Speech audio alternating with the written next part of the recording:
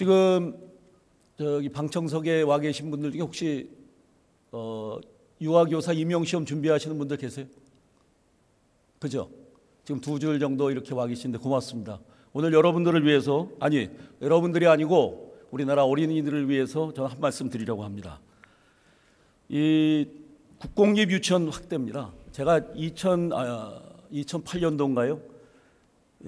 교육위원회, 우리 황우여 부총리께서 그때 교육위원회에 계셨었나 뭐 이런데 하여튼 유아교육법 개정안이라고 해갖고요, 병설 유치원 확대에 관한 법을 올린 적이 있습니다.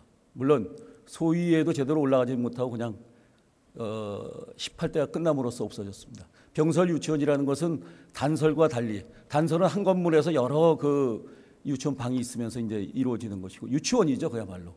병설은 뭐 학교에 남는 교실이라든지 이런 것을 이용해서 하나급 혹은 2학급, 이것을 난 확대해 나가야 된다.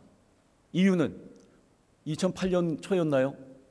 2월 달인가 어느 초등학교 앞에 지나는데 어린 아이를 데리고 오는 그 젊은 엄마가 이렇게 눈물을 닦고요. 그래서 제가 왜 그러십니까? 그러니까 우리 애가 떨어졌어요. 보니까 병설 유치원 추첨 날이에요. 그건 거의 로또입니다. 부모가 우리 저 병설 유치원에 보내게 되면, 국공립 유치원에 보내게 되면은 한 달에 아이에게 쓰는 돈은 그 교육과정 그리고 방과후까지 해도 8,314원뿐이 되질 않습니다. 이 사립 유치원을 보내게 되면 19만 5,079원입니다. 네. 엄청난 차이가 되는 거죠. 네. 그러니까 이 엄마는 이제부터는 거기에 또 뭐 여러 가지 합쳐지면 50만 원을 내야 됩니다. 사립 유치원의 경우에. 그거 될 수가 없는 거예요. 그러니까 이 아이를 어떻게 키우지?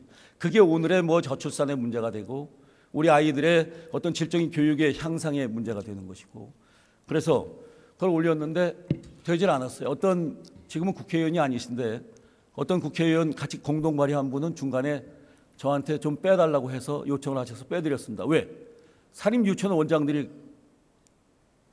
압력이 들어와서 도저히 못하겠다. 지금 내가 뭘 말씀드리려는지 취지를 아시죠? 한번 이 점에 대해서 좀 말씀 좀 해보시죠. 글쎄 이게 지금 여러 가지 측면에서 제도적으로 좀 문제가 있다고 생각이 됩니다. 이 정부도 이 취약 수요라든가 지금 말씀하시는 그런 학부모들의 입장을 고려해서 공립 유치원의 확대를 위해서 여러 가지로 다각적으로 노력을 해야 된다고 생각을 합니다. 네, 그 국공립 유치원의 그 치원율은 전국적으로 10.6%고요. 사립 유치원은 36.3%입니다. 그런데 전체 우리 그 유치원에 입원해야 될 아이들의 46.9%만 유치원을 들어가 있고 46.9% 중에서 10% 정도가 국공립, 나머지 36.3%가 사립 유치원을 다니고 있습니다.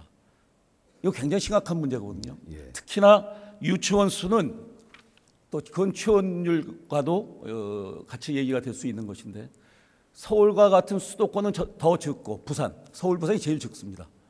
농촌으로 갈수록 많습니다. 왜냐하면 거긴 아이들이 자꾸 줄어드니까 과거에 있던 학교에 교실이 남고, 그러니까 거기에 뭐 병설 유치원이라든지 그걸 만들 수 있는 거죠. 따라서 특히 수도권을 비롯한 이 도심에 젊은 엄마들이 안정적인 직장 생활을 한다든지 아이들을 안심하게 맡기기 위해서는 사립 유치원을 제가 부정하는 것은 아닙니다. 그들이 다 받아들일 수 없는 나머지 더 많은 아이들을 위해서 이 병설 유치원을 중심으로 해서 저는 이루어져야 된다고 생각합니다.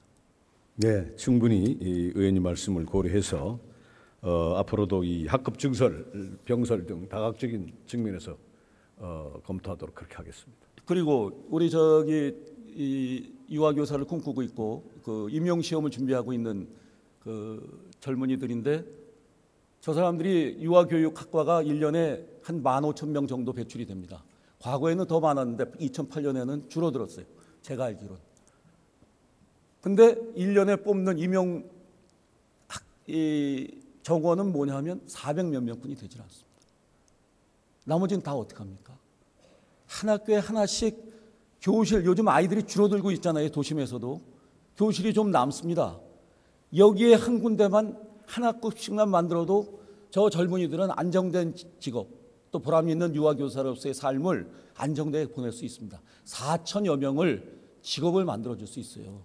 고용부 장관님 여기 계시지만은 방학 때마다 무슨 인턴 사원, 청년 일자리 창출, 그게 무슨 소용이 있습니까? 결국 개강하면 다시 돌아갈 건데 꼭 좀 유념해 주십시오. 네, 그렇게 하겠습니다. 이 한 가지만 더 말씀드릴게요. 단설로 국공립을 만들려면은요, 한 학급당 한 12억 정도 들고요. 그냥 지금 있는 현재 학교에서 교실 하나를 가지고 만든다면 한 6천여만 원이면 충분히 만들 수 있습니다. 꼭 좀 만들어 주십시오. 예, 그렇게 하겠습니다. 감사합니다. 예. 시계 가고 있어요. 교육부 총리 나와 주십시오.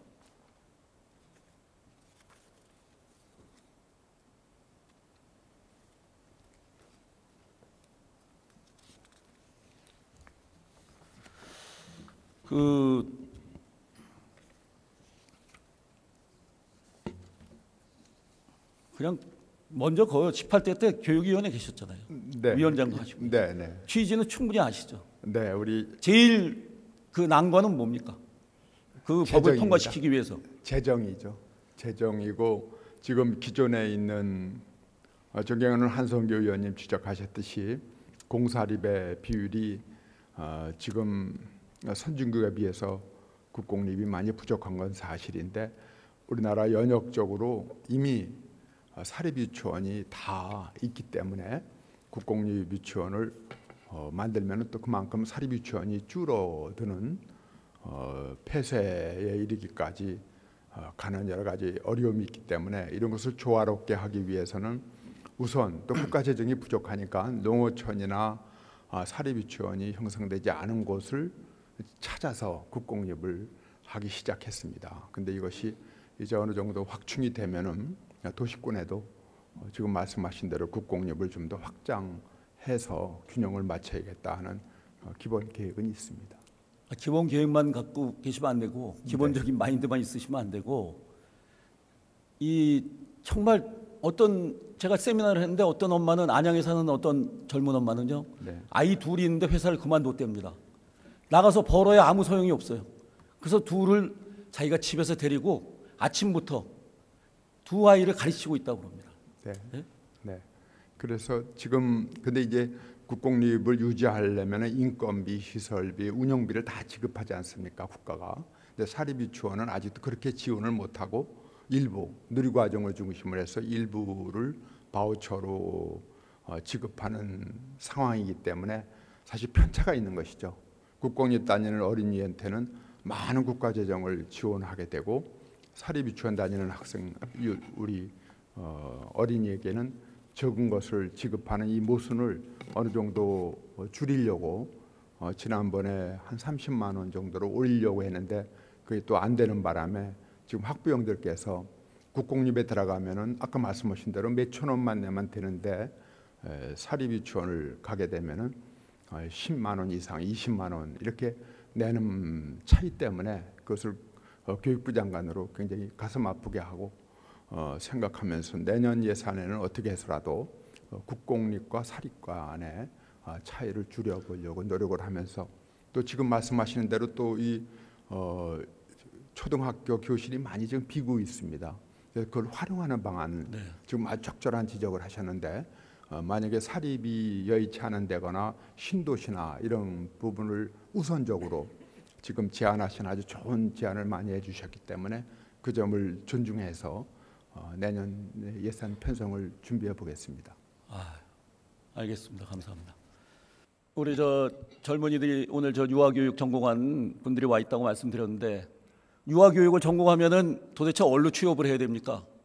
유아교사가 되어야 되는 거 아니겠습니까? 교육부에서는 정원을 늘려주고 학생들은 입학을 하고 나온 뒤에는 갈 데가 없는 것이 우리나라 이 젊은이들의 취업 현실이 아닐까.